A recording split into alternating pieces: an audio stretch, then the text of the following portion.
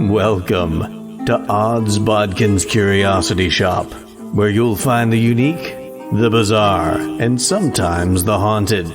Feel free to look around, peruse the items, and never fear. There's nothing here that bites. Hard, anyway. Hello there. How wonderful it is to see you return to Odds Bodkins Curiosity Shoppe. I am your shopkeeper, Chris Baker, and today we have a curious little item. This item comes from New York, Rockland County, on the banks of the Hudson River. There's a little town within that county, and a particular hotel within that small town. And this key from said hotel. Now, this key was probably manufactured turn of the century, possibly in the 1920s at some time. On the fob, one side you'll see a room number, 2C. On the other side, you'll see the name of this hotel and the town in which this hotel sits. For on this key fob it says, the Abaddon Hotel. And therein lies the heart of today's episode of Odds Bodkins Curiosity Shoppe. So let's take a look, not just at the recent film, but the series up until now, as we pull out the kinetoscope and take a look at Hell House LLC Origins, the Carmichael Manor. So, like I said, to talk mainly about the new Hell House LLC movie, Origins, Carmichael Manor, that came out on Shudder this past October, just around Halloween, like October 30th was the release date. And I have to admit, up until just recently, even as this was released, I had not watched any of the Hell House movies. It was a movie that it interested me. I constantly saw all the other sequels and the original up on Shudder. I just wasn't sure if it was going to be any good. I hadn't really heard much about it. I mean, I heard a little buzz. I knew people liked it and people would suggest it, but I never really heard anything particularly compelling to say, hey, I've got to watch this, or no, I shouldn't watch this, until just, I don't know, probably about a week ago. I was listening to the Halloweenies podcast, one of the podcasts I love listening to. They were doing one of their now showing episodes where they talk about new movies that have come out, some old movies that they've either watched or rewatched. And I believe it was Jen Adams suggested watching Hell House LLC Origins, the Carmichael Manor. She talked about how much she really liked the original Hell House. The other two she didn't seem a big fan of, but really loved this new one because it kind of went back to the vibe of the first movie. And I thought, okay, you know what? This is the first really concrete approval of at least a couple of the movies that I've gotten out of this franchise. And so I'm going to give it a shot. I was really interested in what she and the other members of the podcast were saying about it. So I was like, okay, I'm going to take a few days and I'm going to watch this series because there's only 4 movies in the series. There's Hell House LLC, Hell House LLC, The Abaddon Hotel, Hell House LLC, Lake of Fire, and then this new one, Hell House LLC Origins, The Carmichael Manor, which acts as a sequel, but in a way it is a bit of a prequel. I can't even say that because that's one of the interesting things of this movie franchise. And that's why I kind of want to include the other 3 movies in talking about this because I never got a chance to talk about them. I want to say the things I liked about them, the things I didn't like about them before we lead into this new one, because you really have to have had the other ones viewed before you watch this new one, or you're just not going to know what's going on. But one of the things I really like about this film franchise is it's found footage. And, you know, found footage can be either hit or miss. I've seen some really good found footage. I've seen some really not so good found footage. And I think with this franchise, you get a little bit of each. I do agree that Hell House LLC and Hell House Origins, the Carmichael Manor, are the 2 best at handling the found footage. They kind of do it documentary style, whereas the other 2 movies feel like here's the found footage and somebody put them together, and there's not that documentary feel to it. The Hell House LLC and Carmichael Manor both had like talking head segments. I think Hell House LLC was the best at doing that, the best at really making it feel like a documentary with talking heads and experts and things of that nature that really made it kind of engaging and made some of the revelations of, oh, well, little did they know that in this still frame from the footage, there was something creepy over here. And so I really liked that aspect of it. They went back to that with Carmichael Manor. I don't remember that as much in the other two, in the Abaddon Hotel or Lake of Fire, which, you know, when they got away from that, I think it just made the found footage just kind of like every other found footage movie out there. But I really dig the story. Even if 2 and 3, the Abaddon Hotel and Lake of Fire, even if they are not as good as the other two, I really thought all 4 of these movies have some really good scares in them. They are very creepy. They are very atmospheric. While the story, to me, falters a little bit in the Lake of Fire, it just came across as a little hokey and a little convenient. And I'll get into that once we get into some spoiler section, because I don't want to ruin this for anybody, at least not yet. At least while I haven't properly warned you for spoilers. I don't want to ruin this for anybody if you haven't watched it. And if you haven't watched the Hell House series, I encourage you to check it out, because it's one of those movie franchises where you get a story in the first one that definitely has a backstory. It has a lore to it. It has a history to it that you get little bits and pieces. And then in the second one, you get a little more of the story moving forward, but you get more revelations of that history and the things that happened in the past that led up to that first movie. And then the third one, the same thing. You get the story moving forward as the franchise is moving forward, but you're also getting more pieces to the puzzle of what brought us to the point of the first movie. And the same with Carmichael Manor was a movie that it definitely was next in line in the chain of events since the first Hell House LLC movie, but we got even more revelations of why these things have happened in these past 4 movies. We're getting essentially the bigger picture, the more pieces of the puzzle with every movie that comes along. And I really dig that. It keeps you engaged. It keeps you coming back for more. After watching all 4 of these, after Carmichael Manor, I'm like, oh, I can't wait for the 5th movie to come out. And they're going to do a 5th movie. I can guarantee you that. And I like almost how it is going to be almost like a full circle type movie, given some of the revelations and where they're going with a possible 5th movie. I don't know whether this will be the last one or if they plan on making more.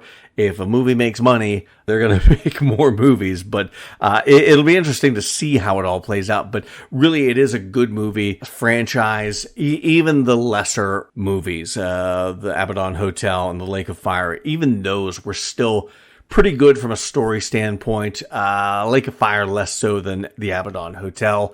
But from a scare and atmosphere perspective, these movies scared the shit out of me. There were some moments in there that had me creeped out, especially Carmichael Manor. There were some moments, I don't scare easy, and that's not because I'm so brave or anything like that. It's just that I've watched so many horror movies over my almost 50 years on this earth that I just, like a lot of horror fans, just become desensitized a little bit, and I have to recalibrate what scares me or how it registers that I'm scared. Because, you know, when I was younger, you know, I'd be afraid to go outside in the dark or go into my bedroom, you know, in the middle of the night when it's dark out and there's no lights on.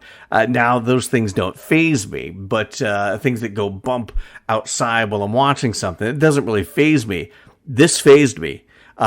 there are some things that went on while I'm watching this that it creeped the shit out of me. And we'll get into that in the spoiler section as well. But if you haven't watched the Hell House LLC movie franchise, the 4 films, check it out on Shudder. It's definitely worth the watch. If you like found footage, even if you just like horror, it's got an interesting story. It's got interesting lore and history that, like I said, you learn along the way with all of the characters in the movies, some of this lore and history, and it starts to things make more sense. There's a bigger picture painted, and it really is a fun watch and a horrific watch and a scary watch. There's some really good jump scares and some creepy moments. And I'm not a fan of bad jump scares. I don't think there were many bad jump scares in this. This was all like camera turns and something's there or something moves into frame or something, I really enjoyed the jump scares in this, which hopefully if you've listened to any of my podcasts, that holds some weight, because I'm not a big fan of jump scares that are really bad and don't have anything to do with the horror on the screen. So I really want to get into talking about this movie.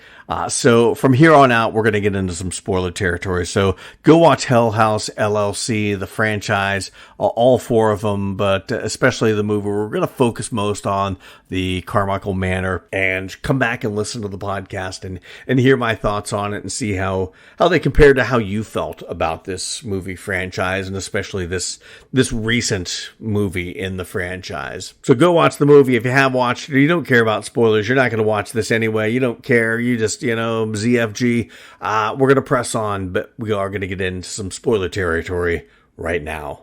So yeah, I really liked this idea of Hell House LLC, the group of young people that put on these pop-up haunted house attractions. And I think a haunted house attraction in a house that's really haunted, it's easy horror, because you've got all these haunted house props to make the set look scary, and then to add some real haunted things happening within that. I think it is a really good idea, and the writer-director, Stephen Cognetti, did a really good job with that. I thought that was a really good idea, and the continuation, how he continued the story in spite of the first group, the Hell House LLC group.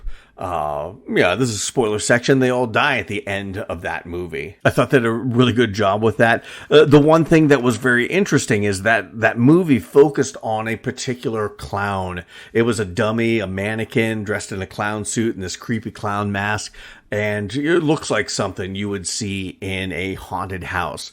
They really featured this guy, but this clown, actually portrayed by one of the producers. Joe Bandelli actually played the clown, and this clown keeps showing up in the other movies. I don't remember if the clown showed up in the second one, the Abaddon Hotel, but I know for certain it showed up in the Lake of Fire movie, and definitely showed up along with a couple other creepy clowns in the Hell House LLC Origins, the Carmichael Manor. And you wonder why this clown keeps showing up, and the Carmichael Manor is where you really start to understand what this clown is all about. And we'll get into that once I get into that movie proper. But one of the things I really loved about this franchise is that you got little bits of knowledge. You got the Hell House LLC movie, dropped the knowledge about the Andrew Tully character who owned the hotel before his suicide some 30 years ago. You get the first hints that he may have been involved in a satanic cult, and he hung himself when people started disappearing from his hotel. The second movie, the Abaddon Hotel, we get the revelation of Andrew Tully and his intent, and this thing about a lake of fire and a portal. You get a lot of references to this portal, and Abaddon is the demon that is the gatekeeper to the gates of hell. And you get a lot of references, and you even see this portal to hell, and you get a lot of references of people going in and possibly coming back. In the third movie, Lake of Fire, it never really feels like it pays off that name or what Andrew Tully was trying to do, and they introduce the Russell Wynn character. And that's, I think, one of the storylines that I didn't really care about, because they pitted, Russell Wynn against Andrew Tully. And Russell Wynn, you think he might be a bad guy the whole time because he's putting on another event, Faust, in the Abaddon Hotel. It's almost the same events of Hell House LLC, just a different type of event. And then the revelation that he actually died in a car accident and then was resuscitated after several minutes, and that he, kind of alluding that he went to heaven, and they have a priest that says that, only a very strong, godly presence like an archangel could defeat the powers of the Abaddon Hotel or whatever. And he died and went to heaven and came back. And it just felt like a little like they were trying to force that.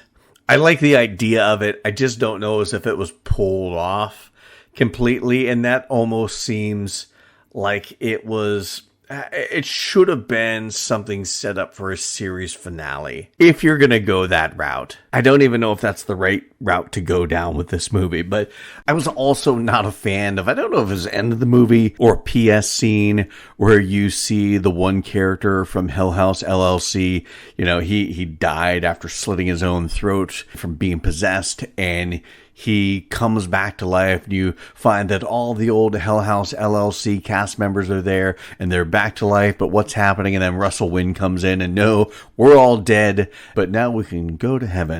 And instead of following him to heaven, they go to the bar to have a drink. I don't know if I liked that. I don't know if that was done as a way to end the series, possibly, if they didn't get to make another one. But I wasn't a fan of that. That kind of added to the hokum of the Lake of Fire that probably made this maybe my least favorite of the four. But that being said, all in all, I really enjoyed those three movies because you got a little bigger piece of the puzzle and more pieces of the puzzle. And instead of like from the first movie, it felt like didn't have all the pieces of the puzzle and the puzzle was flipped upside down so you couldn't even see the picture. The second movie, the Abaddon Hotel, you're getting more pieces of the puzzle, but some of the pieces you're starting to be able to flip over and see the picture. By the third movie, you're getting more pieces of the puzzle and you're starting to have more pieces flipped over so you can see the picture. By the end of the fourth movie, the whole puzzle is flipped over. You can see the picture. You don't have all the pieces, but you've got a lot of the pieces that you can finally start putting things together. I thought it was interesting. I can't remember if it was the Abaddon Hotel or the Lake of Fire. I think it might have been Lake of Fire was the first reference to a Carmichael. I don't know if they mentioned Patrick Carmichael by name, but this is the Carmichael that they're referencing, how he wasn't a part of Andrew Tully's suicide cult because he was arrested that evening. And in Carmichael Manor, you get that payoff of that, because the whole time I'm thinking, well, are they going to even mention how they mentioned him in the previous film and what he was doing? And they finally do that at the end. It was a very satisfying payoff. But where we find ourselves with this new movie is that after the events of Lake of Fire, the Abaddon Hotel has burned to the ground, and we find a new group of investigators, Margot Bentley and Rebecca Vickers, played by Bridget Rose Perota and Destiny Leilani Brown. They're investigating the Carmichael Manor.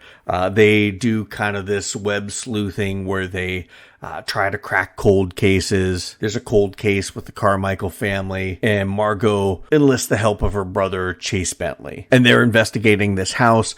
They find archival footage of the Carmichael family conveniently, but they find it. And that is a thing with this whole series, that sometimes some footage comes into people's possession quite conveniently. Now, it is revealed, I believe, in the second movie, The Abaddon Hotel, that the Andrew Tully character, the ghost of Andrew Tully, is kind of puppet mastering this and pulling the strings, orchestrating all of this archival footage falling into the right people's hands to keep people coming to the Abaddon Hotel.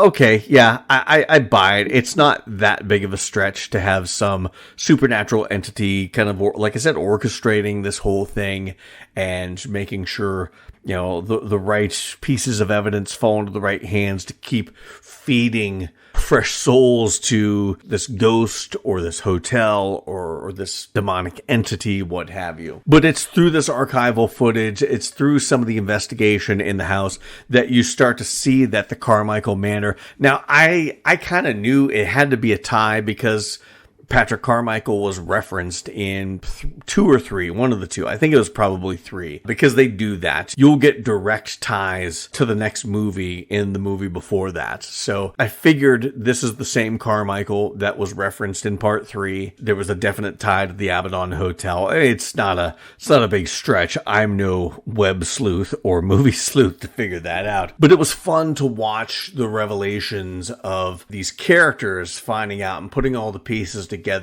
And Margot has kind of a backstory about how she was almost abducted by somebody at Rockland County Fair. And the Rockland County Fair was mentioned in the first, I think it might have been the first one, maybe the second one. There were references to people going missing at the Abaddon Hotel and possibly the fair. So you had to figure there was a connection there that I assumed it was Andrew Tully, but all of the revelations as to who it actually was, not Andrew Tully, but his business partners who ran a fair and dressed up as these creepy ass clowns. And the revelation of that towards the end was really creepy and haunting, with the pictures and that kind of documentary style footage about how Margot had the answer to who she was almost abducted by. It was right there in front of her, because they always show this picture of her at the fair. It's cropped tight and close, but they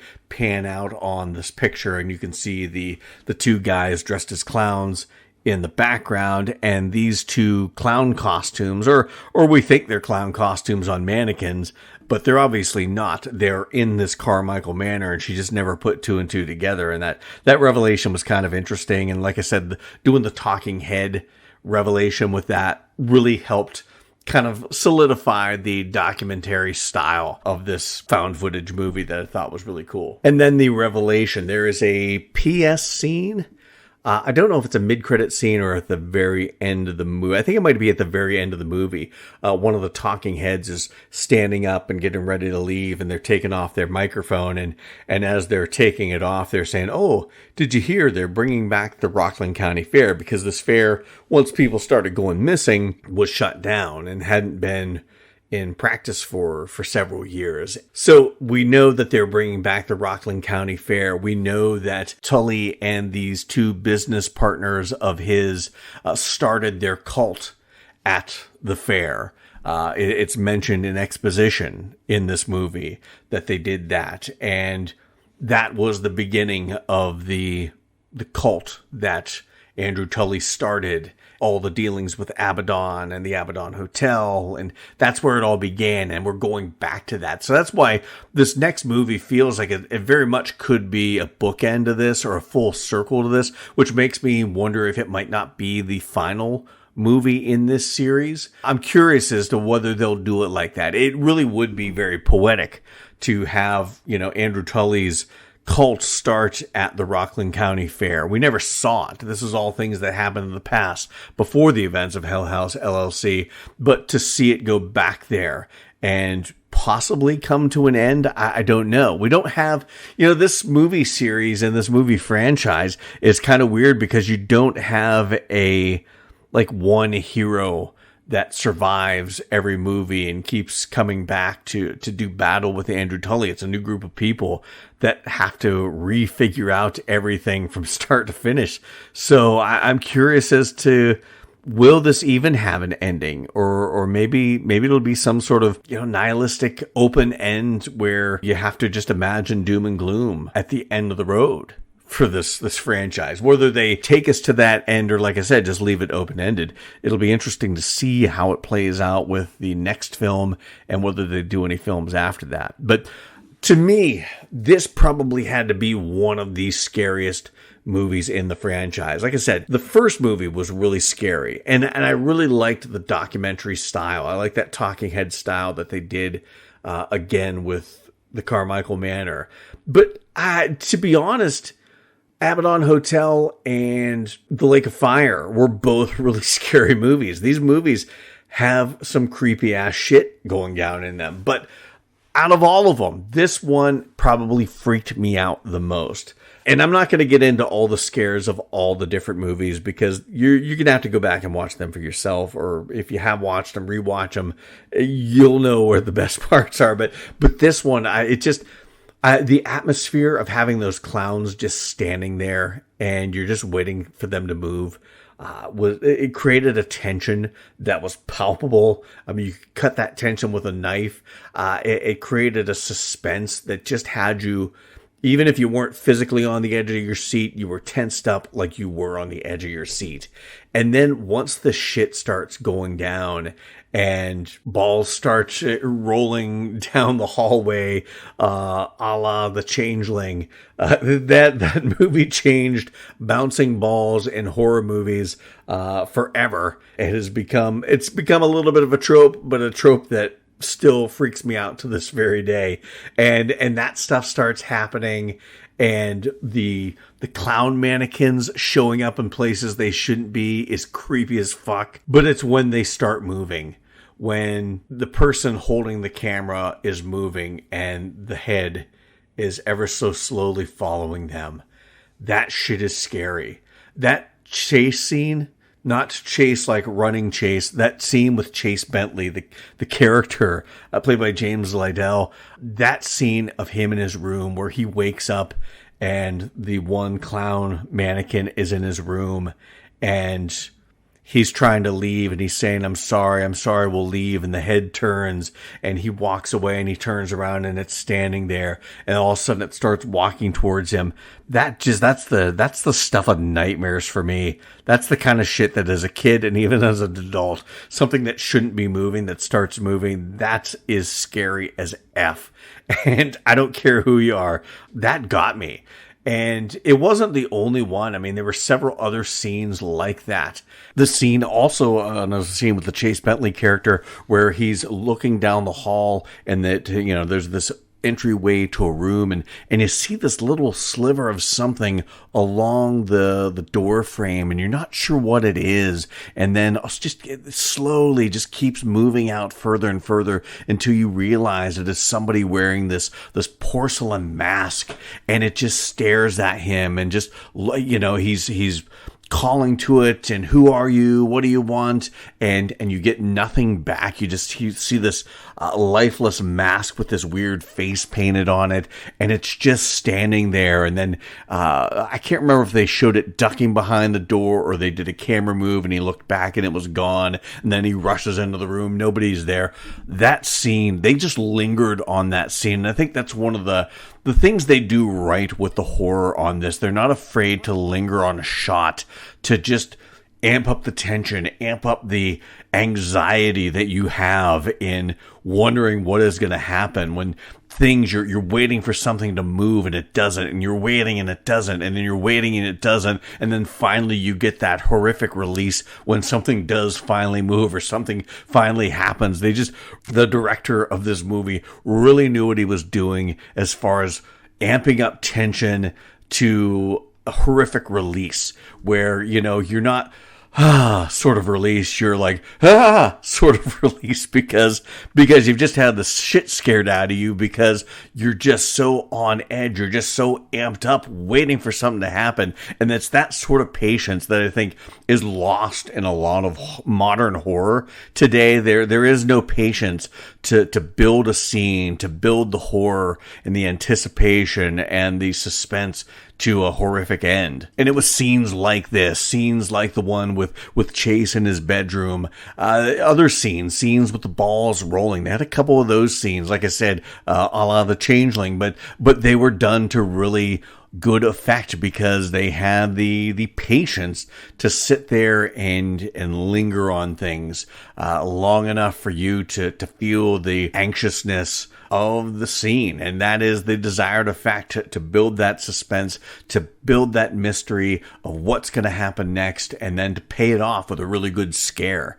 Like I said, one of the things I really loved about this movie in general, and one of the things I really love about this franchise in general, is that they really do that in a lot of the scares throughout all four of these films. And it seems like these in this movie, it had me freaked out through that movie. I remember sitting there on the couch and then all of a sudden My wife has some like plaque, Happy Harvest or something, some fall decoration outside of our window hanging on our house.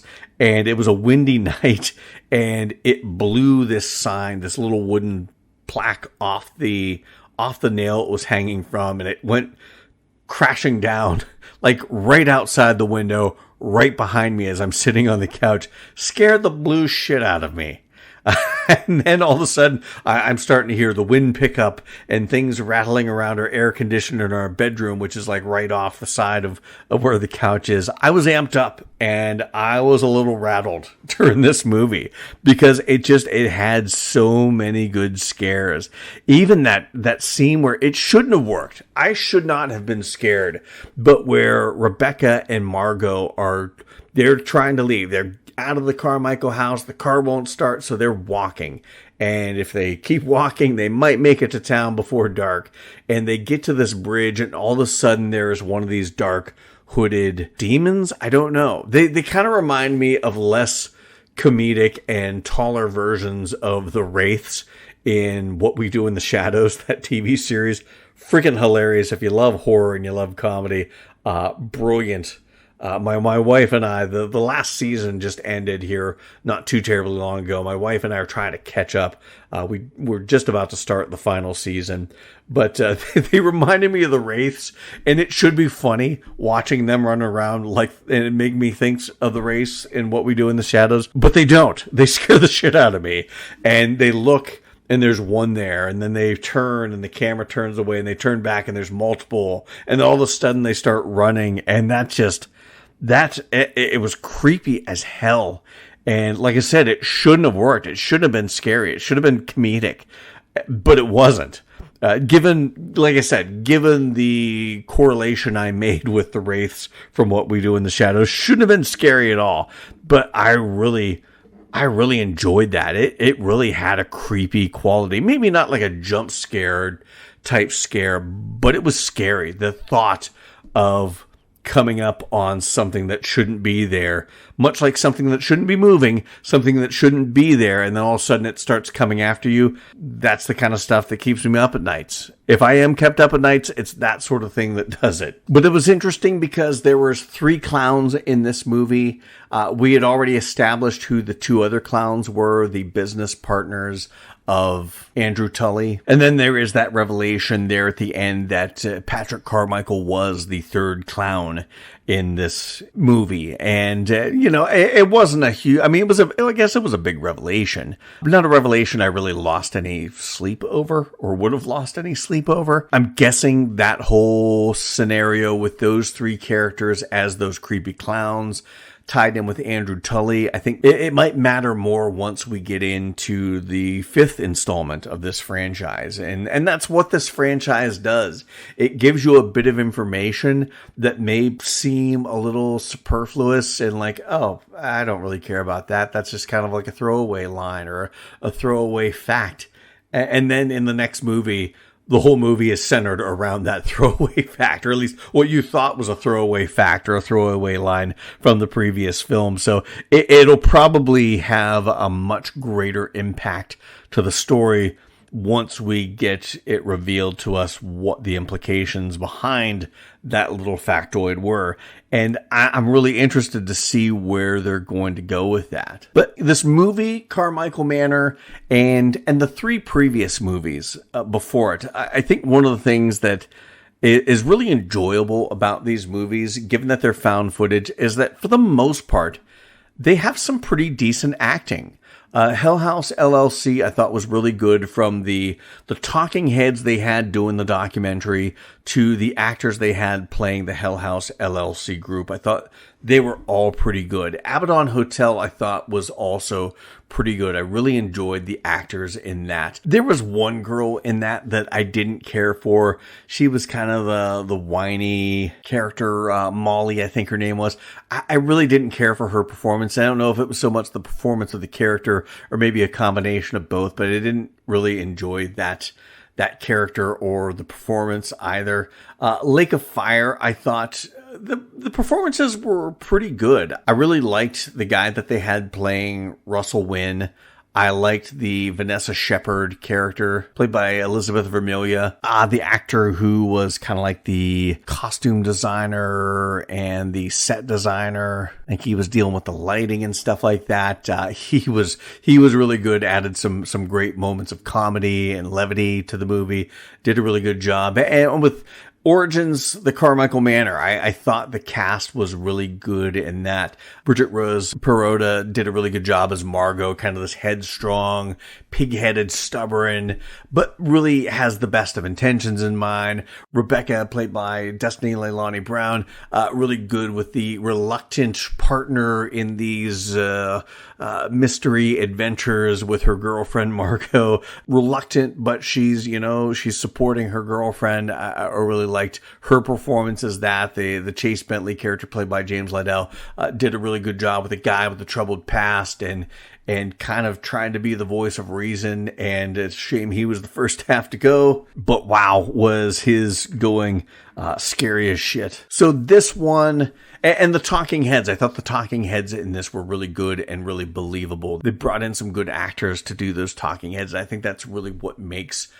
it feel like a documentary. That's what made the first one really feel like a put together documentary when you had those talking heads. And I think those other two movies lacked that feel, that documentary style feel. But ultimately, another thing that this series does really good, it really does a good job with set design and practical effects and prosthetics, and those clown masks were scary as hell. They do a really good job with the camera movements and the scares. A lot of really good scares that are all hingent on actors being in the right place at the right time and camera movements at the right place and the right time.